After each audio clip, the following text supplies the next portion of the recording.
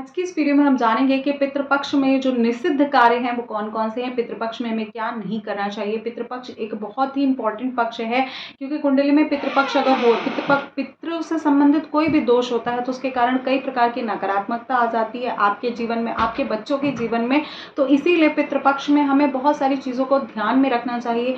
इन सभी बातों को ध्यान से समझ लेना चाहिए आपको, क्योंकि सभी बातें बहुत ज़्यादा इम्पोर्टेंट हैं और आप सभी के लिए बहुत उपयोगी भी हैं। तो जानकारी में आगे बढ़ने से पहले दोस्तों, अगर आप मेरे चैनल पे नए हैं तो प्लीज़ चैनल को सब्सक्राइब कर लीजिएगा। वीडियो कहीं पे भी किसी भी रीज़न पे अच्छी लगे तो लाइक शेयर ज़रूर कीजिएगा। तो मैं आपको कुछ विशेष कार्य बता रही हूँ जो कि बिल्कुल निषिद्ध हैं, पितृपक्ष में नहीं करने चाहिए। सबसे पहला कार्य, आपको कोई भी मांगलिक कार्य नहीं करना चाहिए, जैसे गृह प्रवेश, चुंडन, मुंडन, शादी के लिए देख वाली होती है, बात चर्चा, इस तरह का कोई भी कार्य 17 सितंबर से नहीं किया जाएगा। बिल्कुल निषिद्ध है, पितृपक्ष में इस तरह का कार्य नहीं किया जाता है। दूसरा, आपको ब्रह्मचर्य का पालन करना है। ये सबसे इम्पॉर्टेंट चीज़ है। देखिए बहुत से लोग नहीं जानते हैं, लेकिन इस पक्ष में इस जो 17 तारीख से चलेगा और पूरे नवरात्र तक आपको ब्रह्मचर्य का पालन करना चाहिए। मैं बहुत विशेष बता रही हूँ, बहुत बार प्रश्न आता है मुझे, तो इस तरह से आप ध्यान रखिएगा। पीरियड्स में आप किस दिन भोजन बना सकते हैं, प्रसाद बना सकते हैं, इसकी डिटेल वीडियो मैंने आपसे चैनल पे शेयर किया, आप उसको ज़रूर चेकआउट कीजिएगा, ठीक है। तो देखिए सबसे इम्पॉर्टेंट है दूसरा नियम। उसके बाद तीसरा नियम क्या है, आप लोहे की कढ़ाई को यूज़ नहीं करेंगे। पितृपक्ष में लोहे की कढ़ाई यूज़ नहीं होती, आप पीतल की कढ़ाई यूज़ कर सकते हैं, आप चिकनी मिट्टी में बर्तन बना सकते हैं। नॉन स्टिक भी मत यूज़ कीजिएगा, आप एल्युमिनियम में बना सकते हैं, ठीक है, स्टील में बना सकते हैं, लेकिन नॉन स्टिक और लोहे की बर्तन ना खरीदे जाते हैं और ना ही उनका प्रयोग किया जाता है, पूरी तरह से वर्जित होता है, ठीक है। तो पितृपक्ष में लोहे के बर्तनों में आपको भोजन नहीं बनाना चाहिए। बहुत ही इंपॉर्टेंट चीज़ है, उसको ध्यान से समझिए। उसके बाद पितृपक्ष में कुछ चीज़ों को निषिद्ध बताया गया, उनको खाना नहीं चाहिए, बिल्कुल निषेध बताया गया है।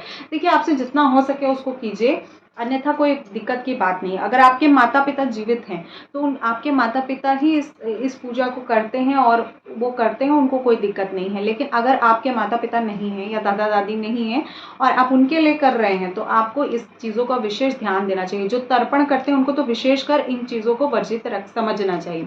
तो देखिए सबसे पहला पॉइंट क्या है, सबसे पहला पॉइंट है कि आपको सरसों का तेल नहीं यूज़ करना है, मसूर की दाल नहीं यूज़ करनी है, उड़द की दाल नहीं यूज़ करनी है, काला तिल का प्रयोग नहीं करना है, काले चने का प्रयोग नहीं करना है, लौकी का भी प्रयोग नहीं किया जाता है, मूली का भी प्रयोग नहीं किया जाता है पितृपक्ष में। तो आप देख लीजिएगा, आपसे जितना रेजिस्ट हो सके आप उतना करिएगा, और नहीं हो पाए तो कोई दिक्कत की बात नहीं है।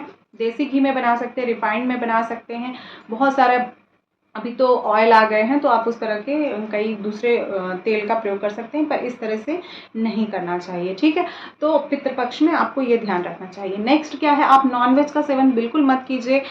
मदिरा, ये दारू शराब, ये सब जो है पितृपक्ष में नवरात्र में बिल्कुल विशेष वर्जित बताया गया है। आप इस तरह, वैसे तो करना ही नहीं चाहिए, लेकिन अगर आप करते भी हैं तो इस समय आपको नहीं खाना चाहिए।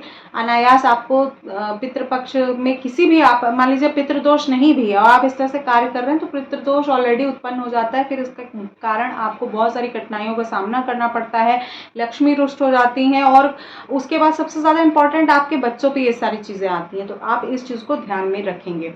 नेक्स्ट जो है सबसे इम्पॉर्टेंट नियम है कि आपको कोई भी प्रकार की नई चीज़ें नहीं करनी चाहिए, नई चीज़ें खरीदनी नहीं चाहिए। अब जैसे अब कूलर की ज़रूरत है, पंखे की ज़रूरत है, जो हमें ज़रूरत है उसको हम खरीद सकते हैं, लेकिन अगर कोई अनायास ही चूड़ी हो गया, बिंदी हो गया, नवरात्र के 1 दिन 2 दिन पहले आप चाहें तो अभी बीच में एक महापर्व आएगा उसमें भी आप खरीद सकते हैं, पूजा पाठ के लिए अगर आप चाहें तो खरीद ले, नहीं तो ये वीडियो मैं बहुत पहले अपलोड कर रही हूँ, अगर आप तक पहुँच जाए तो आप अभी भी खरीद के रख सकते हैं, लेकिन बाद में पितृपक्ष में ना खरीदें।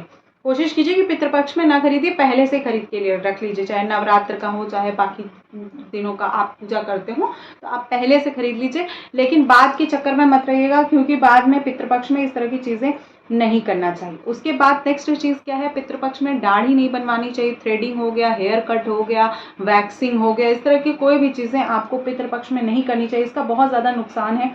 देखिए इस तरह के जो कार्य निषिद्ध बताए गए उनको आपको ध्यान से समझना चाहिए और इनका जो है इनको अगर बताया गया है कि वर्जित है तो आपको इनको नहीं करना चाहिए। ठीक है, तो ये सारी इंपॉर्टेंट चीज़ें थी। और आपको अगर दिक्कत है, बहुत से लोग नमक फेंक दो बताते हैं, तेल फेंक दो, ऐसा कुछ नहीं है। अगर आपको ज़्यादा लग रहा है तो आप क्या कीजिए, गोबर ले लीजिए गाय का शुद्ध, और जिस दिन पितृपक्ष शुरू हो रहा हो आप अपने फ्रिज में देसी घी में जहाँ पे आपको थोड़ा थोड़ा लगा दीजिए डब्बे के ऊपर, और नमक हो गया, हल्दी हो गया, उसके ऊपर आप लगा दीजिए, उसको कोई दिक्कत की बात नहीं है। आगे आने वाले कई महत्वपूर्ण चीज़ें, जैसे कि ग्रहण से संबंधित तर्पण कैसे करें, तर्पण का विधान क्या है, मंत्र आपको नहीं पढ़ने आता, बिल्कुल सरल विधि में मैं आप सभी से शेयर करूंगी।